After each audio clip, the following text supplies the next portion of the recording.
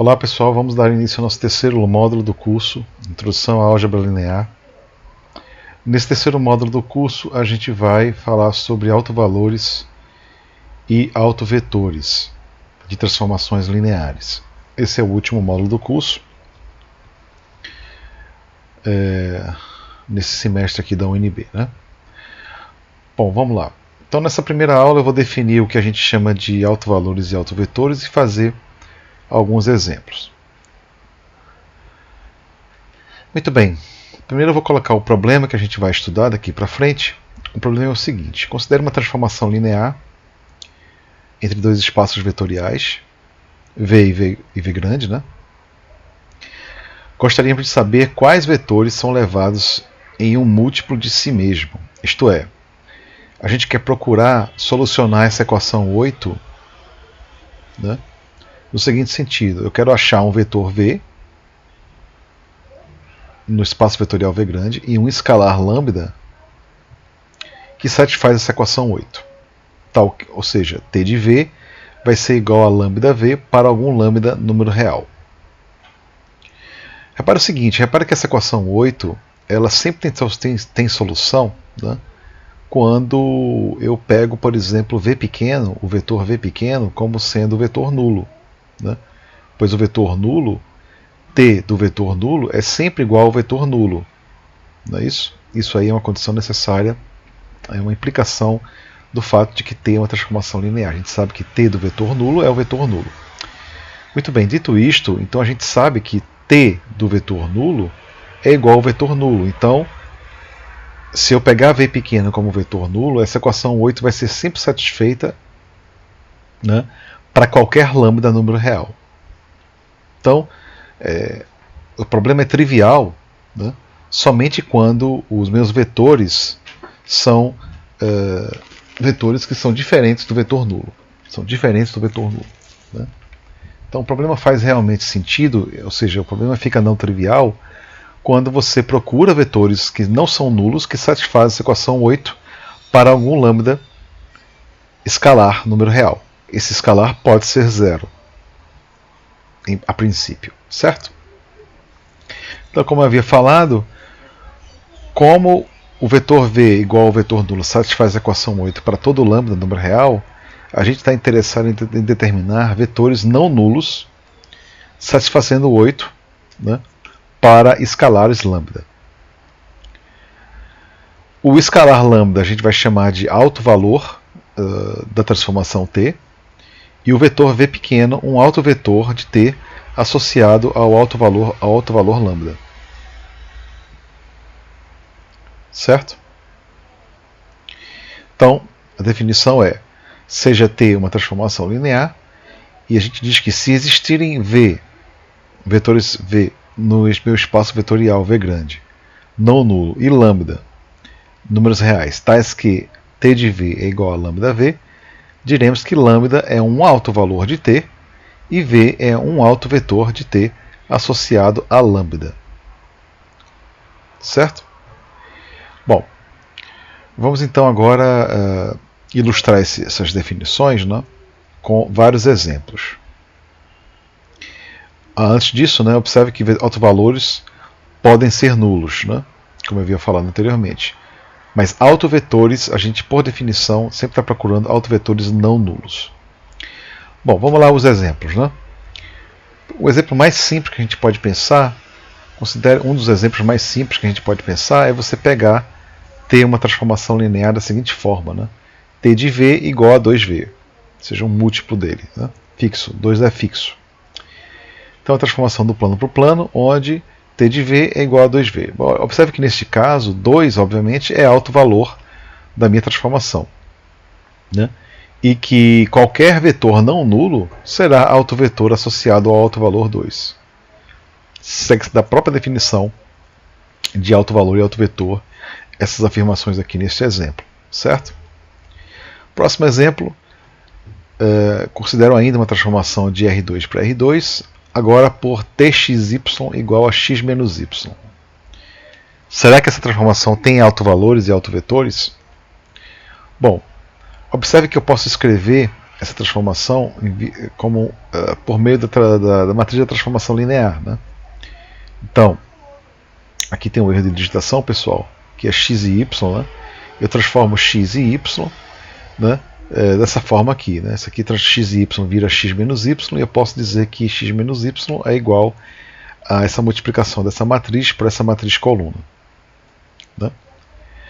Observe que os vetores da forma 0y, né, são soluções para aquela nossa equação 8. Por quê? Repare que essa multiplicação, né, dessa matriz para essa matriz coluna, que é igual a txy, né, é igual a, pela definição, né, como no caso que x é igual a 0, isso aqui vai ficar 0 menos y, essa matriz coluna. Eu posso passar esse menos 1 para fora, e eu observo que t de 0y, que é essa multiplicação aqui, né, t de 0y é igual a menos 1 vezes o vetor coluna 0y. Logo, 0y é, né, um autovetor associado ao alto valor lambda igual a menos 1, para y diferente de 0. Bom, mesmo raciocínio eu posso fazer para x0. Né? Eu posso fixar esse vetor x0. Então, o vetor t x0, que é igual a essa multiplicação aqui. Isso aqui, por definição, vai ser igual a x0. É só você fazer essa conta, isso aqui vai ficar x0. x0 é igual a 1 vezes x0. Portanto, t de x0 é igual a 1 vezes x0. Logo, x0 com x diferente de 0 são os autovetores associados ao alto valor lambda igual a 1. Então, neste exemplo, eu tenho dois autovalores, lambda igual a 1, nesse caso aqui, e lambda igual a menos 1. Né? Os autovetores associados a lambda igual a menos 1 são da forma 0y, onde y é não diferente de 0. Né? E os autovetores associados a lambda igual a 1 é dessa forma aqui, né? x0, onde x é diferente de 0. Certo? Próximo exemplo, a gente vai considerar uma transformação linear, novamente, de R2 para R2. Agora, essa transformação ela não admite autovalores. Então, é um exemplo importante que vocês têm que ter em mente, que mostra que nem sempre uma transformação linear ela terá autovalores. Né? No caso aqui, autovalores reais. Considere então essa seguinte transformação.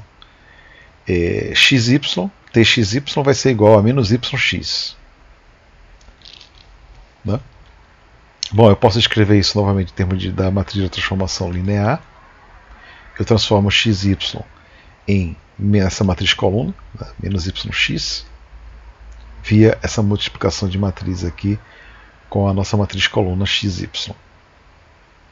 Repare que aqui, né, pela própria definição da nossa transformação linear, eu não vou conseguir nenhum autovalor real. Né? Ele não consigo achar um autovalor real. Somente o vetor 0 resolveria aquela nossa equação 8 aqui, né? Que eu coloquei no começo dos slides. Então essa transformação linear ela não admite autovalores e, portanto, não vai admitir autovetores. Próximo exemplo, uma transformação linear novamente de R2 para R2 da seguinte forma, né? txy, eu transformo x em txy, onde txy é igual a 2x mais 2y na primeira coordenada, e na segunda coordenada eu digo que simplesmente é y. Certo? Um exemplo mais interessante que os primeiros. Então, como eu havia falado, o objetivo é procurar os autovalores e autovetores associados a essa transformação, se existir. Né? Então a gente quer resolver essa equação. Né? T de V é igual a lambda V, onde V ele é um vetor não nulo. Então como é que a gente faz isso? Repare o seguinte. A minha transformação eu posso escrever da seguinte forma, né, em termos de matriz coluna. 2x, 2y e y. Isso aqui tem que ser igual a lambda. Eu tenho que achar quem é lambda, né? Isso tem que ser igual a lambda vezes xy. Certo? Posso passar esse lambda para dentro da matriz coluna. Então, essa igualdade será válida se e somente se 2x mais 2y tem que ser igual a lambda x e y tem que ser igual a lambda y. Então, no final das contas, o que a gente quer estudar? A gente quer estudar esse sistema aqui de equações.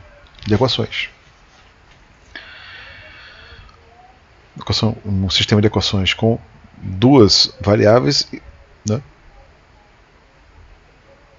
e duas equações. Bom, então a gente quer achar vetores x e y não nulos, né, da forma x não nulos, que satisfazem esse sistema para algum lambda. Esse lambda pode ser um número real, nulo inclusive, certo? É um número real nulo. É um número real que podendo ser nulo, né? Bom, como é que a gente resolve esse sistema aqui? Bom, eu vou começar assumindo, né, que y é não nulo. Depois eu vou assumir que y é nulo. Então tem dois casos a considerar: y não nulo e y nulo. Por que eu considerei esses casos? Olha só, porque quando y é nulo, eu vou ter uma conclusão. A primeira conclusão é que quando y não nulo, né? A primeira conclusão é que lambda tem que ser igual a 1. Isso não é verdade se y é 0. Mas isso não é verdade se lambda, se y for 0, né? É um caso. Se y não for 0, a conclusão é que lambda tem que ser igual a 1. Né? Então, é claro que esses dois casos eles exauram todas as possibilidades para a solução desse sistema, né? Quando y é diferente de 0 e y é 0. Quando y é diferente de 0, como eu falei, a implicação óbvia, se y não for 0, é que lambda tem que ser 1. Né? E se lambda é 1, eu tenho que 2x mais 2y tem que ser igual a x. E, portanto, y tem que ser igual a menos x sobre 2. Então, no primeiro caso, onde y é não nulo, eu tenho o quê? Eu tenho que lambda igual a 1 deve ser satisfeito, né? Lambda tem que ser igual a 1, e, portanto, lambda, a gente conseguiu solucionar lambda igual a 1, né? E, portanto, dessa segunda igualdade, dessa conclusão aqui, que lambda é igual a 1, eu teria que 2x mais 2y teria que ser igual a x. Ou seja, y tem que ser igual a menos x sobre 2. Portanto, no caso 1, eu teria que lambda é igual a lambda y, mas y é diferente de 0, portanto lambda é igual a 1. 2x mais 2y tem que ser igual a x, logo y é igual a menos x sobre 2. E, portanto, o conjunto de autovetores associados ao alto valor lambda igual a 1 será da seguinte forma. Né? X na primeira coordenada menos x sobre 2, onde x é diferente de 0. Então, a gente conseguiu calcular um alto valor, que é lambda igual a 1, e o conjunto de autovetores associados a lambda igual a 1.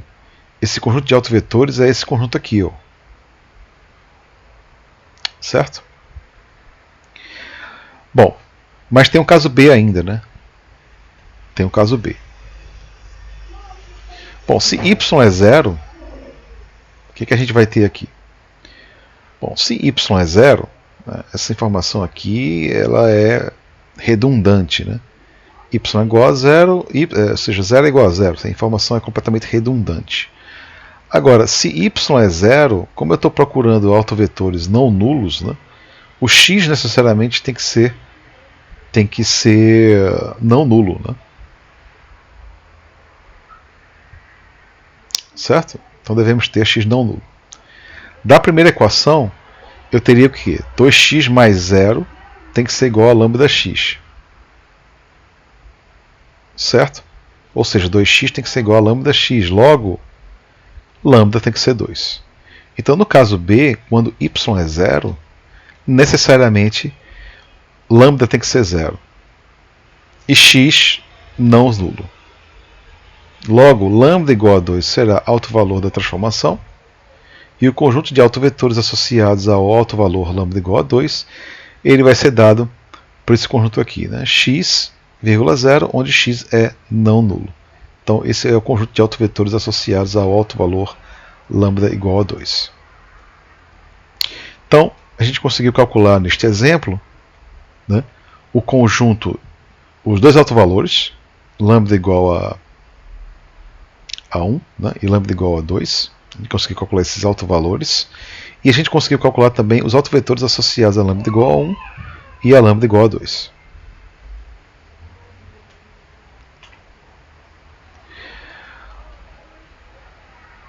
Bom,